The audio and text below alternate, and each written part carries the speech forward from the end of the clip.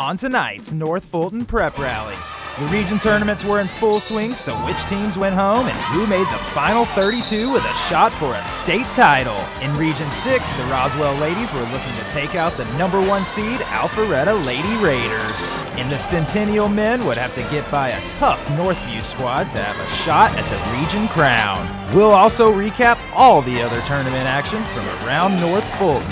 NFPR is your high school basketball tournament headquarters, and it starts right now.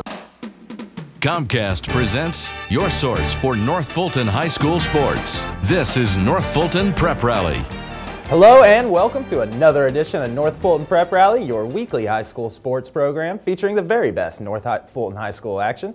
I'm Chase Watson, joined by Nathan Shutter year-round on Comcast Channel 25. Catch us here weeknights at 6, 8, and 10. And Nathan, the region champions have been crowned as we get to our keys to the weekend, with the Lady Raiders making history. Yeah, big win for the Alpharetta girls, defeating North Forsyth 38-27 in the Region 6 title game, the first region championship in school history for the girls basketball team. And the Eagles roll to the title. Not too big of a surprise here. The Milton boys defeat Centennial 100-73 in the Region 6 championship. Milton was dominant in this tournament as they have been all season long. And the Cougars got some revenge. Yeah, Chattahoochee defeats Woodland 66-58 in the Region 7 4A title game. Woodland was the top seed in the tournament. They beat Chattahoochee in the regular season, but Jerron Blossomgame was not playing in that game. He played in this one and had a big game. That tends to make a difference when just your a little best bit. players Just a little out. bit, yes.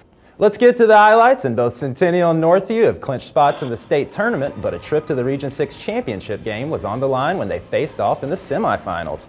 The Titans get this one rolling as Evan Jack zips the quick pass down to Tyler Gardner, who snuck in the back door. Northview grabs a 2-0 lead.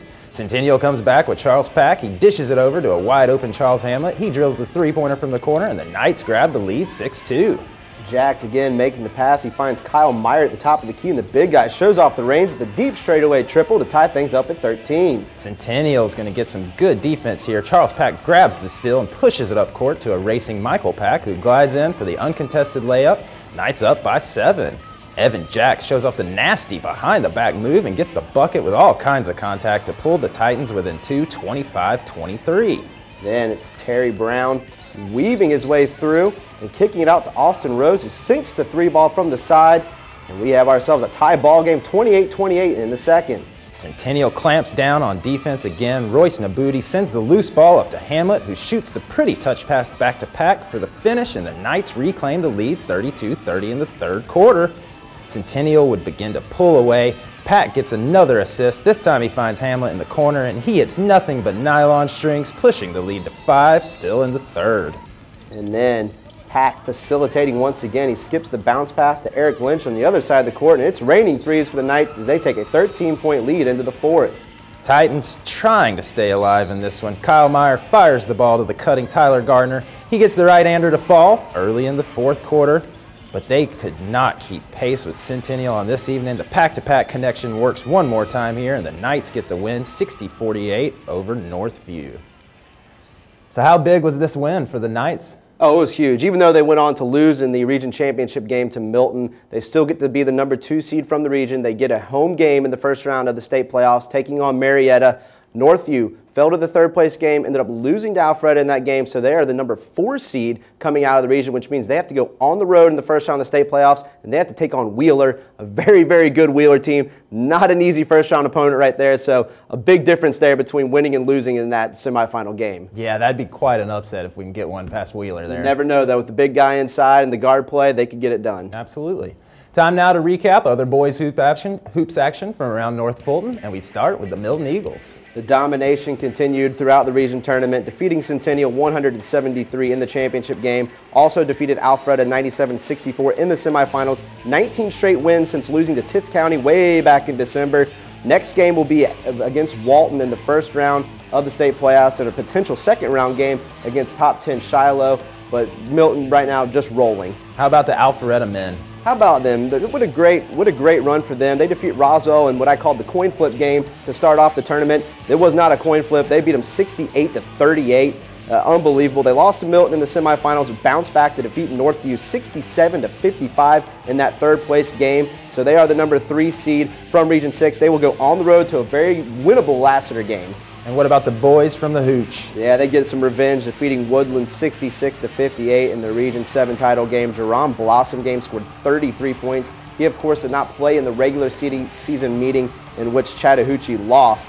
So the next game will be against Salem in the first round.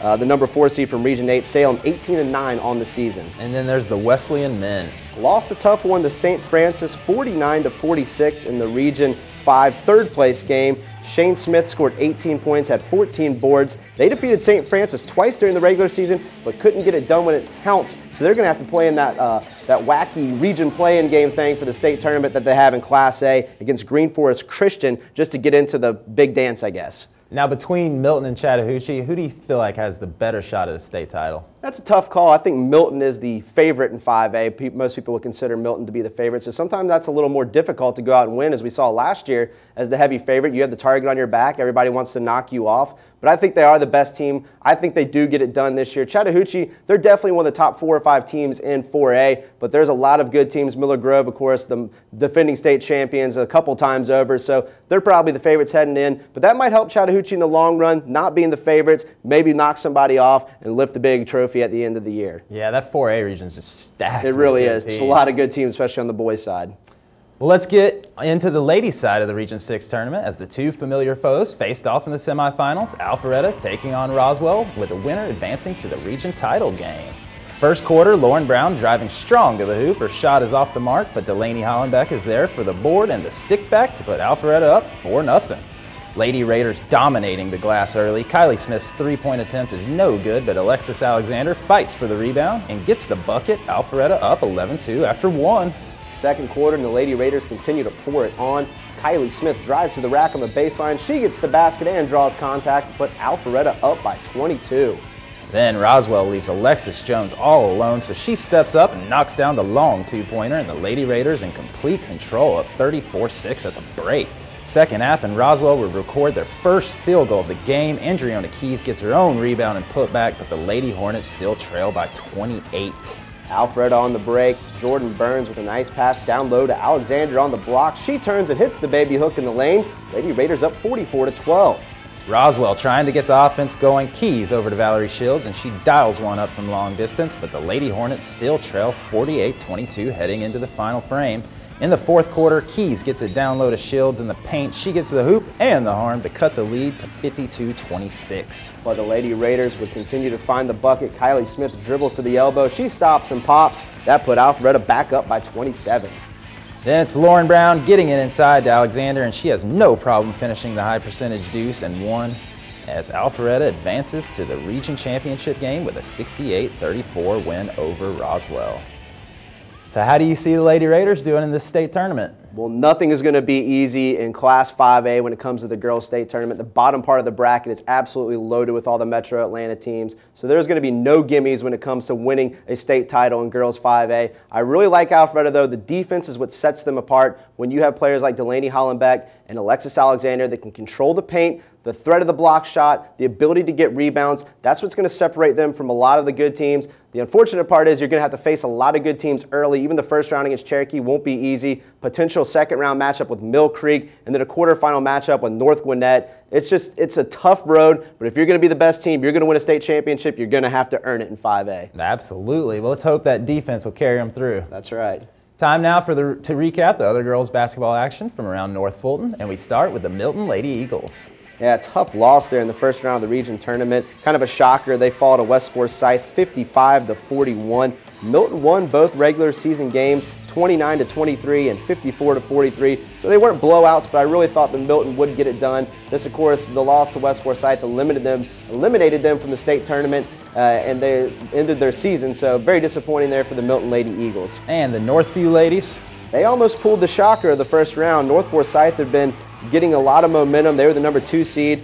They fall 45-44 in overtime. They actually split the regular season series with North Forsyth, winning 54-40 and losing 49-38, and almost got it done when it counted, getting into the state tournament. And then there's the Centennial girls. Another close first round game. They lost to Roswell 55-53. they have a very talented group of underclassmen. I think they gained a lot of experience this season. They seemed to get better and better as the season went along, had a couple big wins down the stretch, and almost pulled the big upset here in the first round over Roswell to get into the state tournament. I think we can expect a lot of good things out of them next year. And last but not least, the Wesleyan girls. This was the shocker of the weekend, losing to St. Francis 52-45 in the Region 5 championship game. Holly Wilkins scored 23 points and had 7 boards, but it was not enough. I'm just really surprised about this loss. Wesleyan's been so dominant over the past couple of years, and they've already beaten St. Francis twice this season during the regular season. They will play Padilla in the first round of the Class A state playoffs. So they get the huge upset. So is St. Francis actually now the favorite? I don't think so.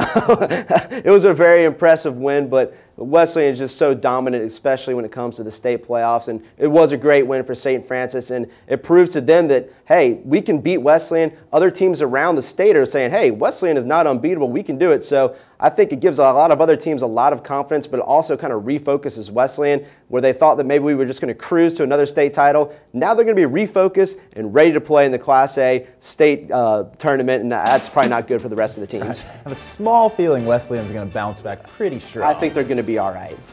All right, well, that'll do it for this week. Catch us back here on Comcast Channel 25 next week for game highlights and features. And be sure to like North Fulton Prep Rally on Facebook and follow us on Twitter to see what's happening on the show. For Nathan Shutter, I'm Chase Watson. Thanks for watching, and we'll see you under the lights.